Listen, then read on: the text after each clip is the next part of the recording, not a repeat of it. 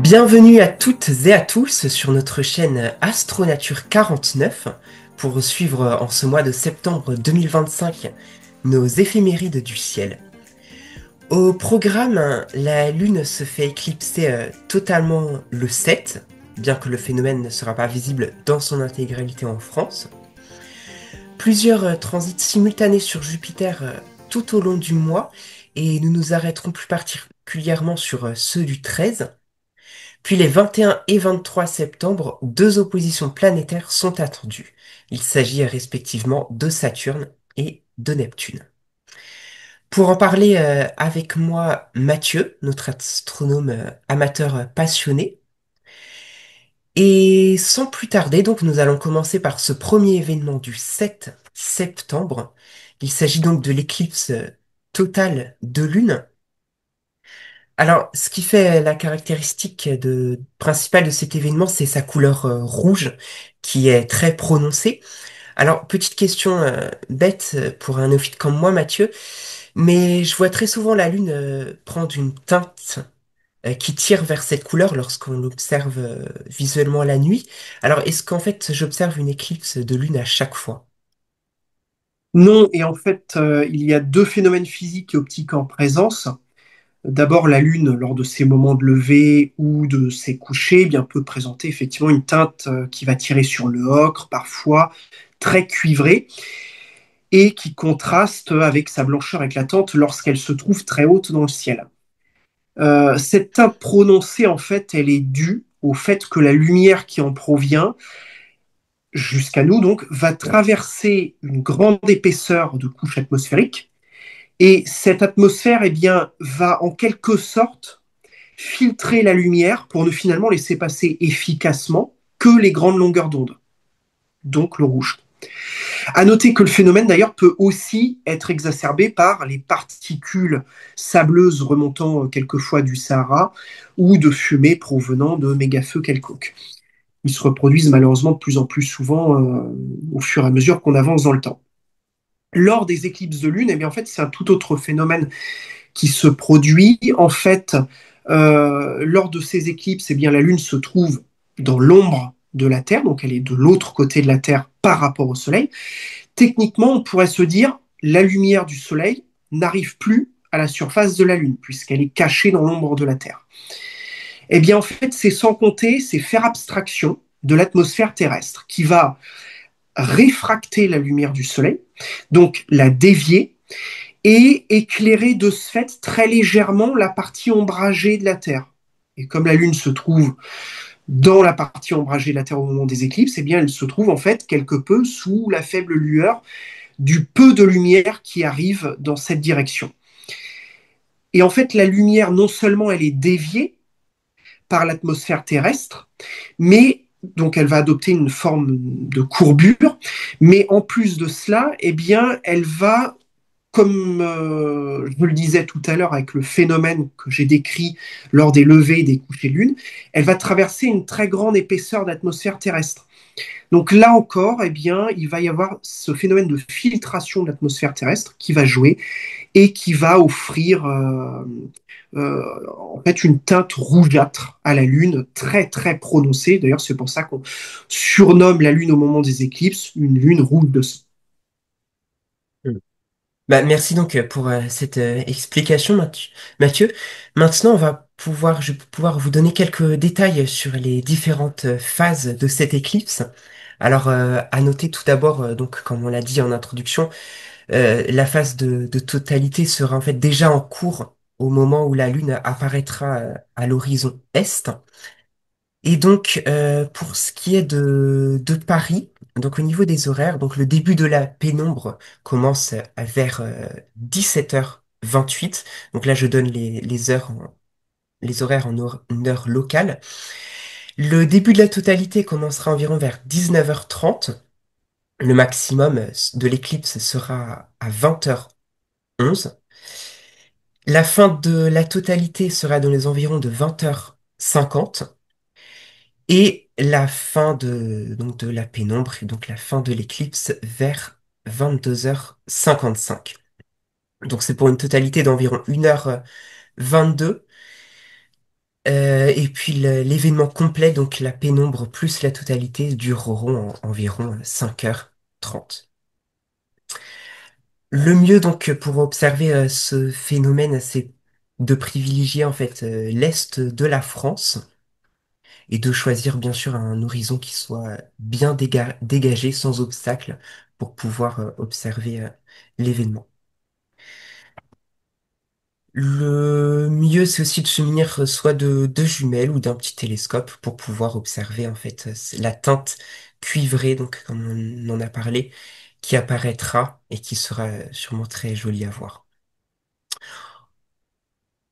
En tout cas, même pour observer ce phénomène, vos yeux, si vous n'avez pas d'instrument, vos yeux suffiront tout à fait amplement. Nous allons donc maintenant passer à ce deuxième événement qui a lieu le 13 septembre. Il s'agit de transit simultané sur Jupiter.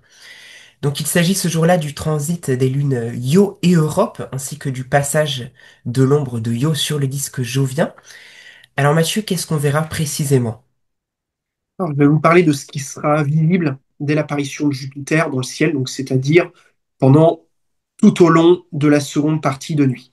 Donc déjà, Europe est en cours de transit en avant-plan de la bande équatoriale sud au lever de Jupiter. Dans l'est de la France, verra-t-on peut-être, avec un horizon bien dégagé, la fin du transit de l'ombre d'Europe, accompagnant une grande tache rouge qui, elle, sera à son coucher. Donc dans l'ouest de la France, la grande tache rouge, malheureusement, on ne la verra pas. À 3h09 en heure locale française, c'est-à-dire une demi-heure en fait après la disparition de l'ombre d'Europe, c'est au tour de l'ombre de Io d'apparaître sur le disque jovien. Alors ensuite, à 4h16, toujours en heure locale, dans la logique des choses, eh bien la Lune suit son ombre et Io entre donc en transit devant Jupiter. À 4h47, Europe quitte la scène et termine son transit.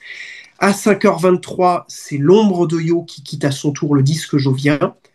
Et à 6h31, eh bien, le ballet se clôture avec la sortie de Io de devant le disque de Jupiter. Alors il faut quel type d'instrument pour observer ces transits? Est-ce que une simple paire de jumelles peut suffire? Non, il faut du grossissement, un fort grossissement même. Donc privilégier plutôt un instrument optique, au minimum une lunette astronomique, voire un télescope autant que possible.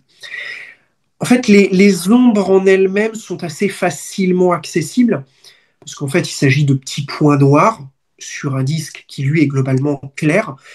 Le contraste est donc très fort malgré leur petitesse, qui est perceptible en fait dès la moindre lunette de 70-80 mm poussée à fort grossissement, typiquement 150 fois avec ce type de lunettes.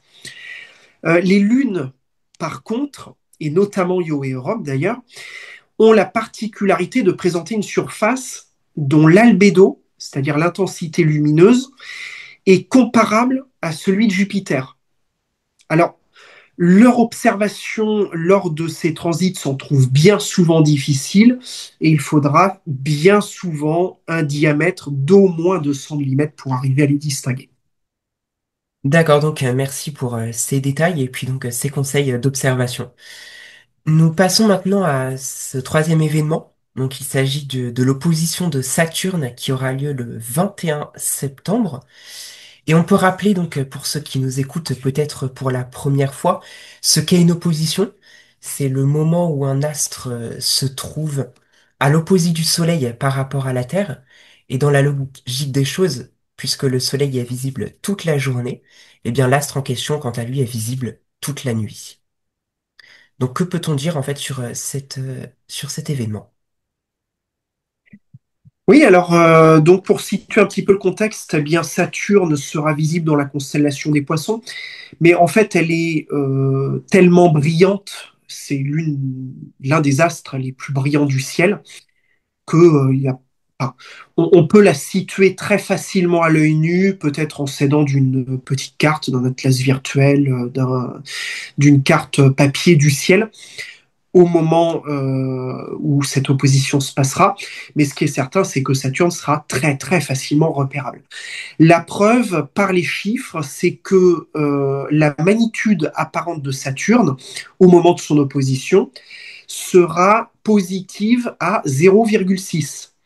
Donc c'est une magnitude qui fait partie des magnitudes que l'on observe couramment parmi les étoiles les plus brillantes du ciel. Donc Saturne, c'est vraiment un astre assez brillant. À noter également que son diamètre apparent est de 18 secondes d'arc. C'est 2 fois et demi plus petit que celui de Jupiter.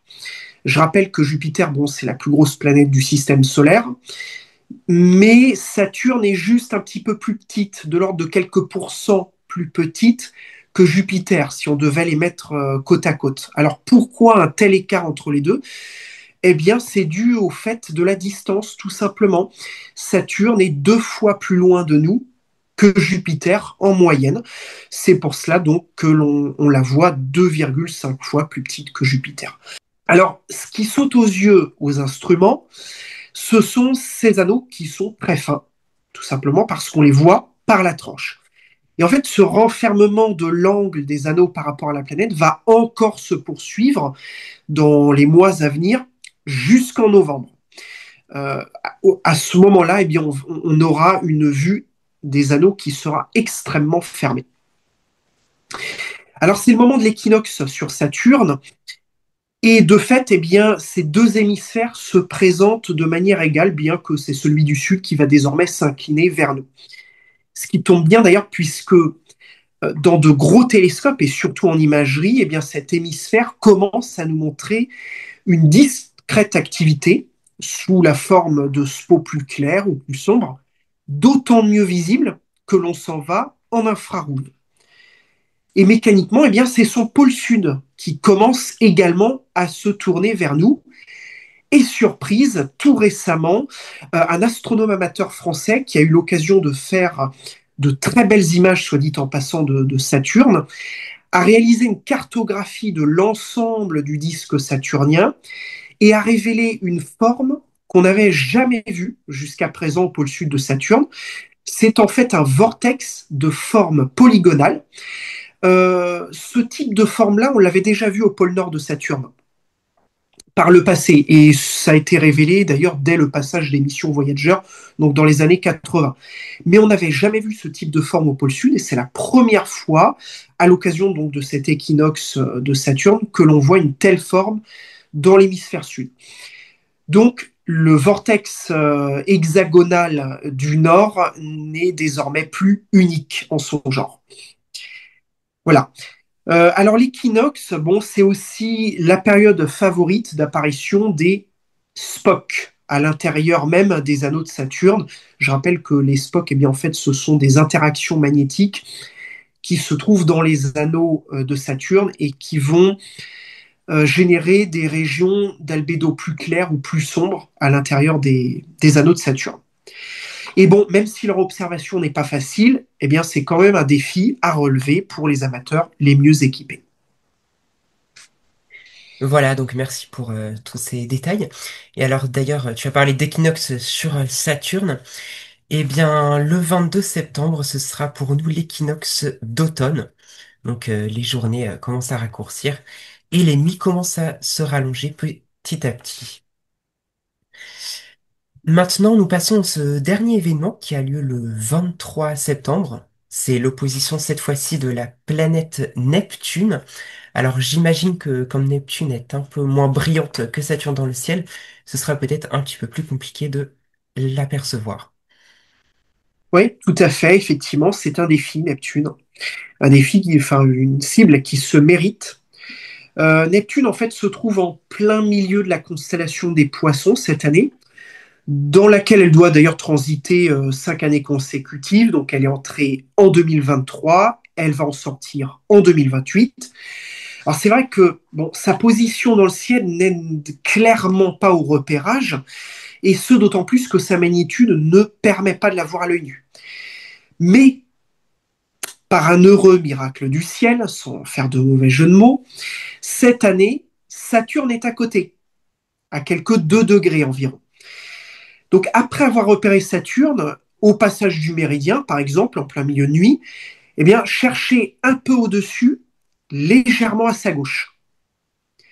Alors, dans un petit instrument, elle ressemble en fait à une étoile bleutée de septième magnitude, mais il faut un télescope d'au moins 200 mm pour en saisir le disque minuscule et très sombre.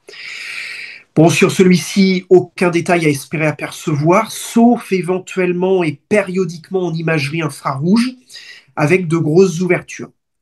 Avec un instrument d'au moins 250 mm et sous bon cieux, on peut aussi s'amuser à chercher Triton, la plus grosse lune de Neptune, qui visuellement est d'ailleurs la plus accessible des lunes de Neptune. Donc visuellement, en mettant à profit les moments où celui-ci s'éloigne au maximum de sa planète pour éviter en fait qu'elle ne soit noyée par la lueur, certes faible dans l'absolu, hein, mais tout de même relativement beaucoup plus intense de la part de Neptune. Voilà donc ce qu'on pouvait dire sur Neptune pour l'observer donc ce mois-ci. Maintenant, nous passons à la deuxième partie de notre émission. Il s'agit en fait des pépites du mois. Et donc ce mois-ci, Mathieu, tu en as une à nous présenter. Alors, vers quoi te diriges-tu pour ce mois-ci? Et pour cette rentrée des classes, eh bien, je vous propose un manuel scolaire. Bon, j'exagère un petit peu, mais dans le principe, c'est presque ça. Comme vous le savez maintenant, ce mois de septembre eh bien, ouvre officiellement une nouvelle saison du planétaire. Alors, bon, beaucoup de belles observations et d'images en perspective, puisque bon, Saturne et Neptune vont ouvrir un balai qui ne se clôturera qu'avec l'opposition de Jupiter en janvier prochain. C'est donc le moment idéal pour approfondir ses connaissances sur le sujet et affûter son expérience. Et à ce titre, eh bien, je ne peux que vous recommander la lecture du fameux ouvrage Astronomie planétaire, rédigé par une poignée d'amateurs expérimentés sous la direction de Christophe Pellier.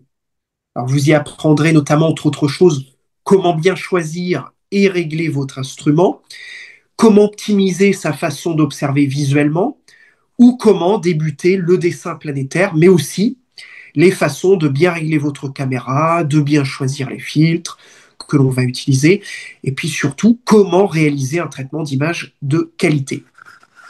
Mais en plus de tout ça, cerise sur le gâteau, ce livre vous apprendra à reconnaître les phénomènes et les changements que vous pourriez bien percevoir à leur surface. Donc c'est un excellent ouvrage à découvrir aux éditions Axilon. Eh bien, merci beaucoup, Mathieu, donc pour ce manuel. Donc pour le ciel. Alors, nous allons terminer cette émission en vous présentant une photo comme chaque mois. Et ce mois-ci, eh bien, nous avons choisi cette image donc de Jupiter. C'est une nouvelle période de visibilité qui s'ouvre pour cette planète. Elle est désormais accessible dans les dernières heures de la nuit. Et donc, c'est une image de cette géante gazeuse que nous vous présentons ce mois, signée Mathieu. Merci à toutes et à tous de nous avoir suivis une nouvelle fois lors de nos éphémérides de ce mois de septembre. Nous espérons que les informations et les conseils donnés vous seront utiles pour vos prochaines observations. Et nous nous retrouverons bien évidemment le mois prochain avec de nouveaux événements. Et en attendant, eh bien, nous vous souhaitons un bon ciel.